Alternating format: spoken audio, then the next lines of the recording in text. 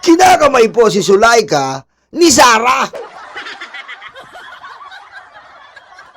Kaya po todo ang tanggol, todo ang tanggol ni Sarah kay Zulaika.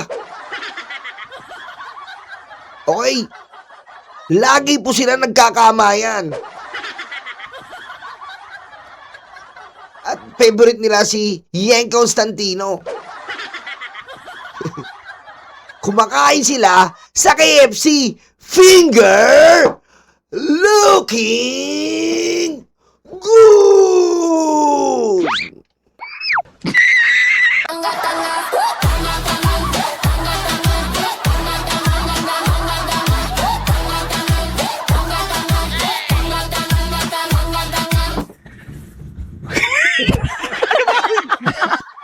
Diba? Yan ang restaurant nila. At si Zulaika po tumatapang Aray ko. Tumatapang si Zulaika. Diba? Kahapon po mga kababayan, nagsalita po si Zulaika. Nagsalita po tong Impacta na to. At nakakagulat po ang salita niya. Nakakala niya, membro siya ng Hagibis. Opo, hindi po yan ang membro ng Hagibis. Aray ko. Kamayan. Ingatan ng inyong kamayan. Aray ko. Kamayan. Huwag mo naman akong... Huwag mo naman akong takawin. Aray ko. Hindi po yan membro ng Hagibis. Si Zulaika po yan. Ang iiyak-iyak na na-ospital dahil na-stress. Putang ina ka. Baka dumating po ang pagkakataon, mapalitan si Dr. Jose Rizal. Ang maging national hero natin ay si Pangulong Duterte. Aray ko. Ano ang gagawin mo kapag nalaman mong may kapatid ka sa labas? Papasukin ko. Aray ko.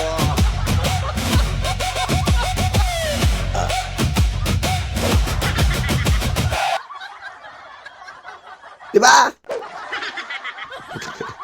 Sir Chris, Kuya Chris Angel, nandiyan ka na ba? Pag nanggugulo ka na naman.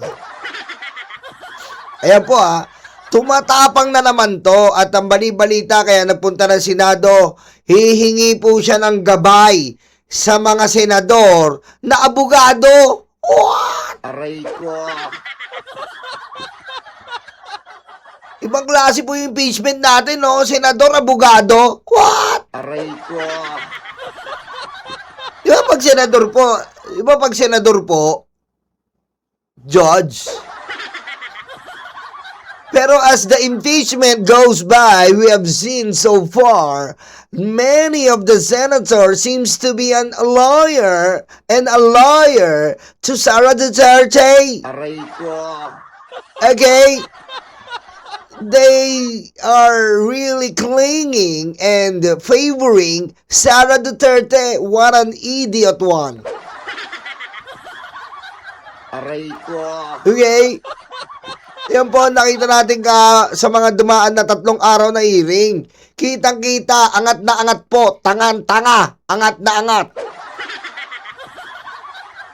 Angat na angat po ang mga abogado ni Sara na senador. At minsan nga po sa pag-aabogado ay nabibisto ng ating mga netizen. Aray ko. Ha?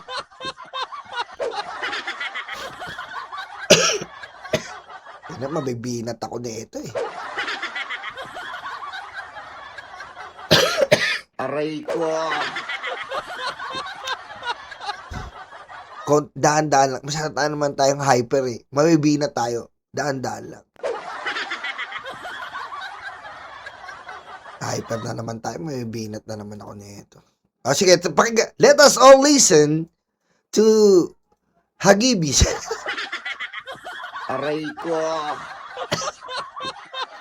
Francis Erica Valle, Ma'am Suwani, shoutout sa mga aking BNB family. Shoutout sa inyo. I love you. Good morning, everyone. Good morning. Prepare for Typhoon Inday. Ooh! Prepare po Typhoon Inday. Ayan ka na naman. Ayan ka na naman, ha? Sulay ka, ayan ka na naman. Ha? Napakayabang mo na naman. Napakayabang mo na naman. Ha? Parang yung sulat mo sa COA na pinadala ni Sara Duterte, nagyayabang ka pa. Ayan ka na naman, nagyayabang ka pusang ina mo. Tapos mamaya-maya, maya-maya, sinusumpong ka na naman ng stress, leche ka. Aray ko. Prepare to typhoon Inday po, nagyayabang na naman ng pindeha.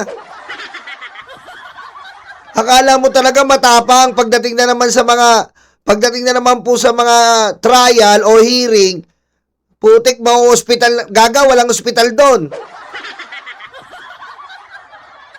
Ang tigas ng mukha mo, hindi ka na pwede doon na aarte-arte eh. Sa House of Representatives, pwede kang umarte, pero sa korte, hindi na, leche ka. Aray ko. Mayabang ka na naman, ha? Kasi nga po, kinuha po siyang witness. Ngayon talakayin natin, mga kababayan. Tapusin lang natin to. What's the reason for your visit po? Let's just wait for it to come. Bakit po kayo bumisita, attorney? Dead ma, ha? Thank you. Attorney, kamusta po kayo? Kamusta po? Salamat po. Yabang, ha? Feeling celebrity ang putang ina. Feeling celebrity po sa Sulaika de Pingera. Ha? Feeling celebrity sa Sulaika de Pingera, mga kababayan. Aray ko. Ngayon talakayin natin. Kinuha po siya ng prosecution bilang witness. Mga kababayan, maaari pong, gaya nga po ng tinatakbo ng ating impeachment trial, maaari pong mangyari na mula po sa bunganga ni Sulaika at sa kanyang mga kamay, Aray ko. maaari po mangyari na mula po sa mga kamay niya at mga bunganga niya at kanyang mga bunganga ay mailaglag niya si Sara.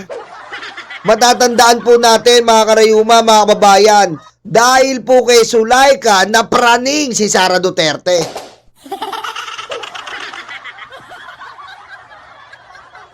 Ngayon, eto na. Sigurado ka ba na ngayon tatapang-tapang ka, Sulaika de Pingera? Siguraduhin mo kaya mo yan, tatapang-tapang mo.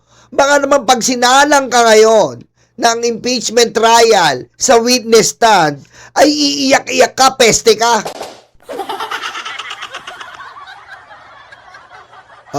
Ngayon, tingnan natin kung kakayanin mo ang pressure na ibibigay sa iyo ng prosecution dahil ikaw ay gagawing witness.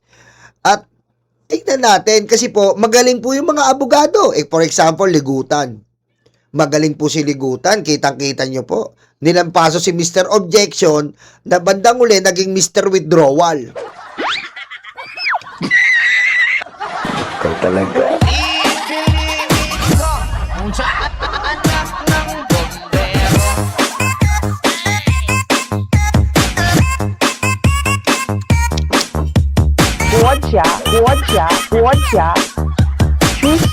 Xi Jinping. Di ba? Si Oy, nga pala nakita ko si Abalos. Congratulations, ha. Congratulations, Sec Abalos, for being a cabinet secretary. Congratulations, ha. Ang sabi ni Pangulo sa iyo na pag-usapan po namin, you represent Bongbong Marcos everywhere in the Philippines. Pusang ina.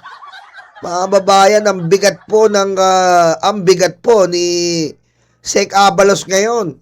Siya po ang kadobol ni BBM. Aray ko. Ayop si Abalos, oh. No? Ganun na lang po ang tiwala ni BBM kay Abalos na kadobol niya si BBM. Grabe, ang talino talaga ng Pangulo. Siyempre po, mga kababayan, mga karayuma, hindi po natin isa lang po ang Pangulo. Hindi niya po magagampanan lahat. Ngayon, para mag-process po, bumilis ang aplikasyon, ang tulong ng gobyerno, kumuha po siya ng kadobol niya. Si Abalos, ang lupit, men. Aray ko. Tama. Sa lahat po ng cabinet, tama si Kuya Chris Angel, lahat po ng cabinet, siya po yung pinaka may hawak. Siya po ang representative ng lahat ng secretary. Putik, ang lupet. Yan po ang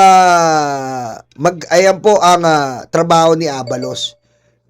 Representante niya si BBM. Alam mo, pumunta siya ng Mindanao. Pinatrabaho siya ni BBM. Siya mismo ang parang pangulo ng Pilipinas doon. Ang lupet. Congratulations, Secretary Abalos. Okay? Thank you. Sabi ko sa inyo eh. Paano yun? Kaya lang Bumalik na si Abalos. Sino pa? Si Trillanes na lang, tsaka si Coco Pimentel Si Ombudsman na talaga na. Konti na lang Aray ko. May dalawa pa tayong iniintay. Yun na lang iniintay natin. Si General Torre bumalik na. Si ano na lang, Coco Pimentel tsaka si Trillanes. Abangan nyo yan. Okay, ito na. Yung Mr. I object. Ngayon, Mr. Withdraw na. Ngayon, tingnan natin, mga kababayan, kung uubra ba, Kung uubra ba, etong si Sulaika de Fingera kay prosecution. Kasi po, kailangan ay masabi niya ang katotohanan. Ano po ba ang katotohanan? Ang katotohanan po na naging baliw si Sara dahil kinulong si Sulaika. At ayun na nga po, nakikita ng mga netizen.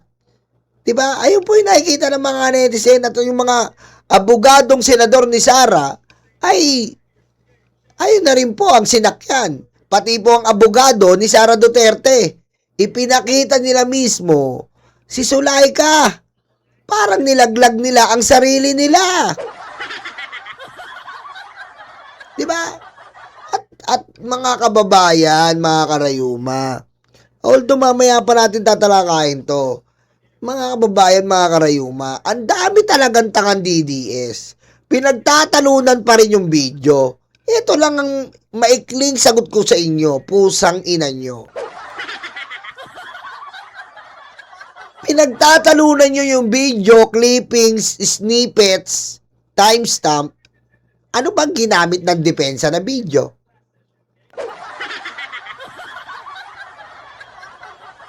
Ito lang Wala nang maraming salita. Ano po ba ang ginamit ng depensa na video?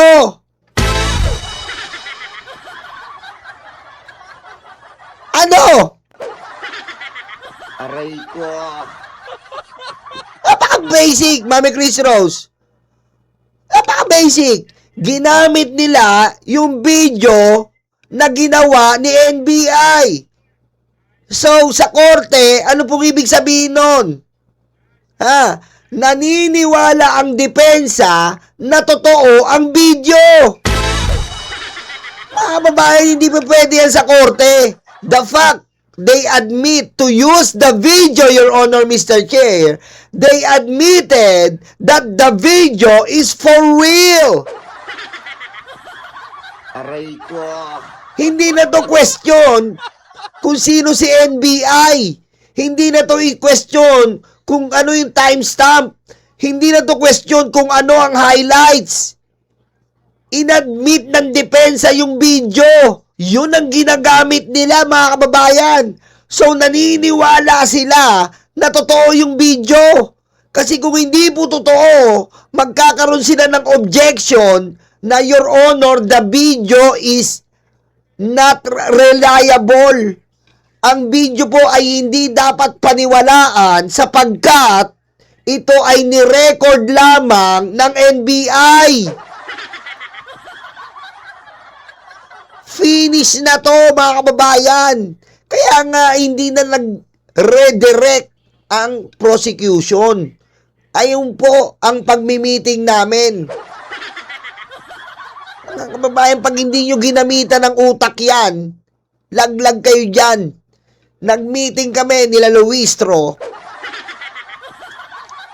At sinabihan ko si Madam Luistro, Madam, huwag kang ma-stress dyan sa laway na sinasabi sa'yo. Natural lang yan. Ang hindi po natural, yung kulangot ni Sarah na hindi niya sinisinga. Aray ko. Ano bang maging safe sa tamang tao? Ito ang dapat mong gawin. First step, mwah. Second steps, mwah. Helmet. Mwah. Mwah. Sabi nanay ko, hotdog, ang binili mo potlong, tapos nagreklamo nanay ko, nagalit ka? Di ba? Yun po ang issue dito, mga karayuma. The fact they admitted and used the video itself that the NBI recorded in the OBS, they are admitting that the video is sagot! Mag-English kayo. They admitting that the video is Aray ko.